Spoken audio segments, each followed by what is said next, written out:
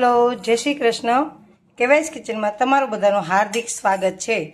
આજે આપણે મુઠિયા બનાવવાના છીએ।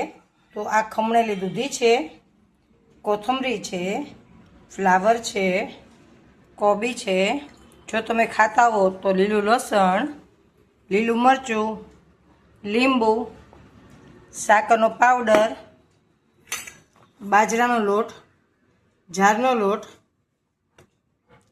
ઘઉંનો જાડો લોટ, ચણાનો લોટ અને મકાઈનો લોટ। આટલી વસ્તુ આપણે પહેલાં તો જોશે। જે દૂધીનું માપ છે ને એ માપ કરી અને બધા લોટ લીધેલા છે મેં। હવે પહેલાં સૌ પ્રથમ આપણે દૂધીની અંદર મીઠું નાખી દઈશું। એક આખી ચમચી ભરીને મેં મીઠું નાખ્યું છે।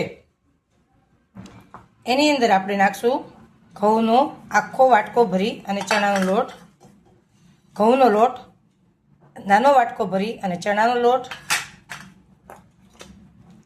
બાજરાનો લોટ, જારનો લોટ, મકાઈનો લોટ, ખમણેલું કચરું બંને થોડું થોડું ફ્લાવર, કોબી, લીલું મરચું, થોડું મસ્તું લીલું લસણ,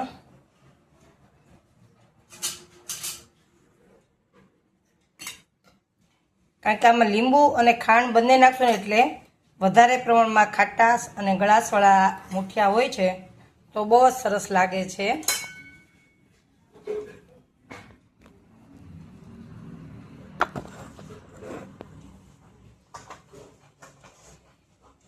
લાલ મરચું, હળદર, હિંગ,